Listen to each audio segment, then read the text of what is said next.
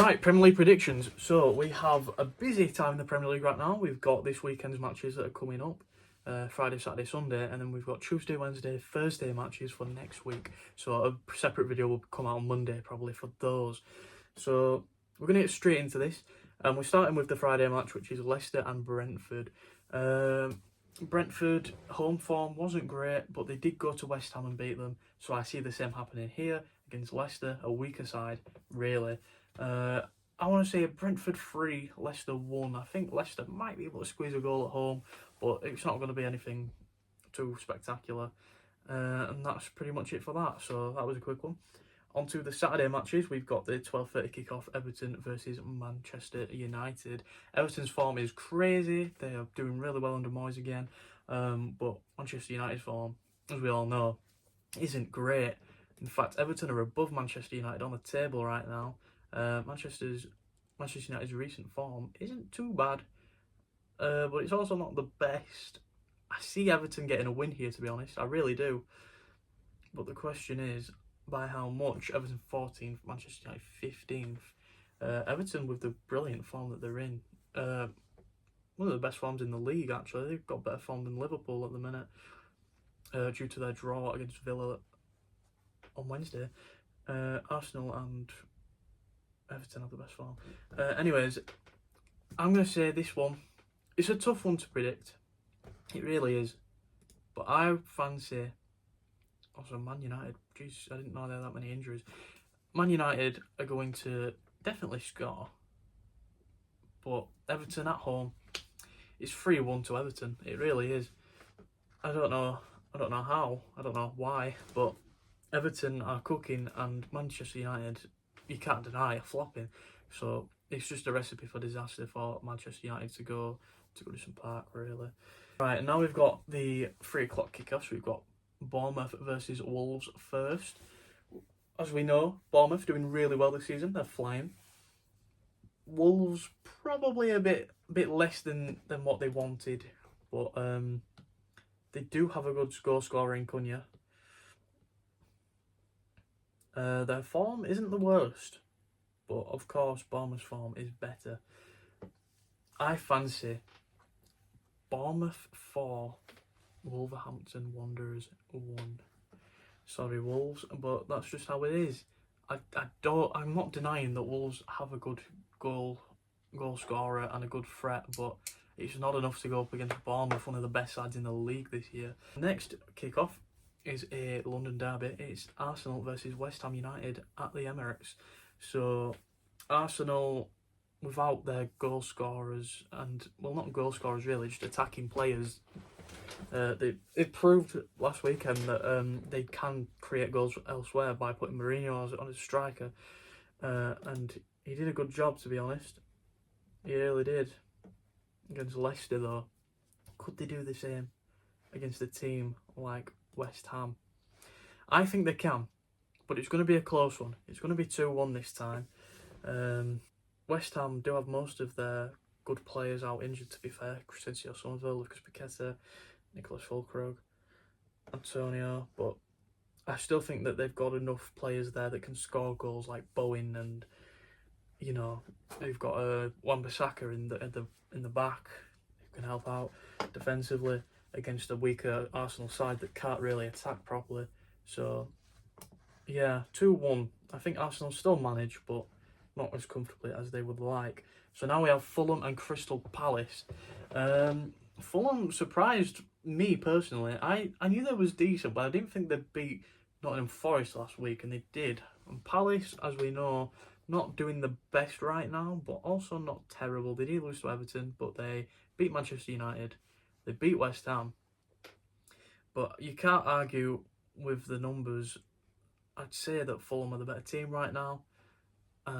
They've got Iwobi as well, and Jimenez, good for a goal. But, it's really tough. I fancy a 2-2 draw. It seems about right. Although Craven Cottage is a really tough place to go for Palace, probably, especially with the underperform that they are doing right now. But I still see a 2-2 draw. I think they really churn one out. Maybe I'm stupid for not thinking that Fulham can win again, but I don't know. Fulham's one of those teams. I don't really know. And then we've got Ipswich v Tottenham, this time at Portman Road. As we know, when it was at the Tottenham Hotspur Stadium, Ipswich did manage to get 3 points. We obviously know about the Spurs injury crisis, but Ipswich Town have one of their own, actually. Leif Davies, Sammy Schmodics, two that stand out to me that are a huge loss for the club, actually. But of course, they've got Liam Delap. Tottenham Hotspur recently just got back James Maddison, and he went on to get the win against Man United, so he's a valuable player. But Richarlison's gone again. Van der Ven, I don't know if he'll be back for this one, but if he is, that could be the big difference. Also, apparently, Heung-min Son has took a knock, which isn't great, but I doubt that he'll be off the team. I think he'll probably play until he actually breaks an arm or leg or whatever. And really doesn't like his players to be fit, clearly. It's a tough one. I want Tottenham to win. I also want Ipswich to win, to be honest. With Liam Delap, I think they are quite dangerous. They can score a goal, and also you got Chaplin. Well, actually, apparently Chaplin took a knock. He's also injured. Oh dear. Might be on the team though. We don't know. It only says a few days. I fancy 2-1 to Spurs. That seems fair. It's the reverse of what happened last time, and it seems about right, but you never know with Spurs. Again, really tough team to predict.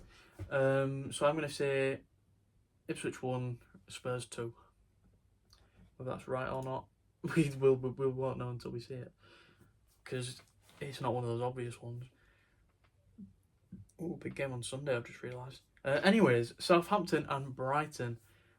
Brighton travelling to Southampton. It doesn't matter. Brighton will smash Southampton, and it's going to be 3-0. I keep predicting 3-0s against Southampton, to be fair. Last week it nearly worked out, but Southampton did manage to get one in, so I'm tempted to say 3-1. But I'm going to say 3-0. Brighton are a better side than Bournemouth, I'd say. Defensively, anyways, I think that the Brighton team are a really strong one. Although they do underperform a lot. They don't have a Lewis Dunk. They don't have a Estupinian. But I still think that they've got this. They beat Chelsea 3-0, so they should beat Southampton 3-0. And if they don't, then that just proves why the Premier League is such a fun time. So then we've got one last fixture for Saturday, and it's the 5:30 kick-off between Aston Villa and Chelsea at Villa Park. Chelsea's form recently is a bit stinky. Aston Villa managed to hold Liverpool to a draw on Wednesday, so we know that they're a good side, obviously. But the question is, are they tired? I'm going to say that they manage this, and I think that it's going to be a really good game. Close one. It's going to be 2-1. Cole Palmer, please come back to that form. It was incredible. Where's it gone? 2-1, Palmer, bringing it back. Please, Cole. And then obviously like Ollie Watkins, or probably Ollie Watkins brace, to be fair. I feel that he deserves it. Well, not Pau Torres, actually, for Aston Villa.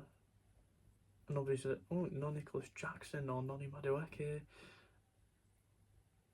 Oh, I know obviously Chelsea have a big enough squad to like fix those gaps, but that's a few of the starters really that are gone.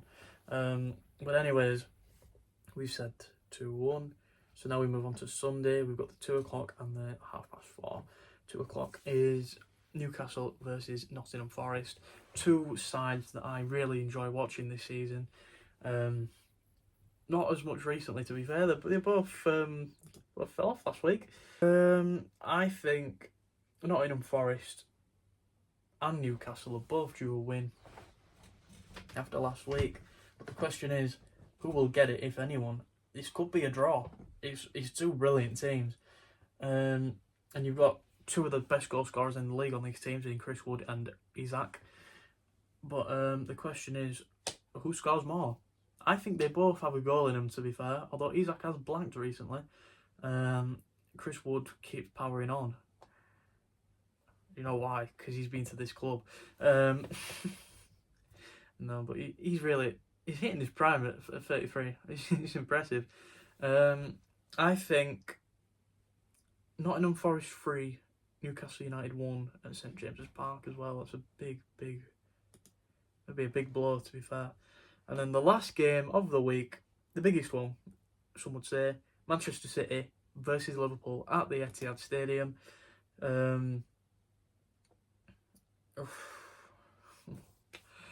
Again, two of the best goal scorers. They saved Sunday for the goal scorers. You've got Erling Haaland and Mohamed Salah in these teams. Salah scoring nearly every game pretty much this season. And if he's not scoring, he's also getting an assist as well. 24 goals and 15 assists is just dirty. That is just short of 40 goal contributions. And we're not even at the end of the season. It's breathtaking. It really is. Manchester City, of course, getting battered by Real Madrid on Wednesday, 3-1. Battering Newcastle themselves, 4-0. Losing to Real Madrid again. And then also the Arsenal battering. I think Liverpool should be comfortable here. However, with the recent draws to Everton and Aston Villa, maybe they're a bit too cocky at the minute. So I'm not sure. Manchester City 2, Liverpool 4. You heard it here first. Liverpool 4. It's happening. It is happening. Well, probably not because of my prediction records. Anyways, next week we have the next stage of the Premier League coming out on the midweek matches. It's the full thing again, I believe. All 10 matches. And then we've got some FA Cup action as well and some Championship action for next week. So make sure to check out the channel next week. There'll be 3 videos coming out. I'm on fire. And obviously the YouTube Shorts as well. If you come from one of those, comment down below. Hi from YouTube Shorts, and I will give you a shout out in the next video. And I bet no one's going to comment that. So let's see. If you do, you'll surprise me. Anyways, that's been it for this one. I'll see you all in the next one. Goodbye for now.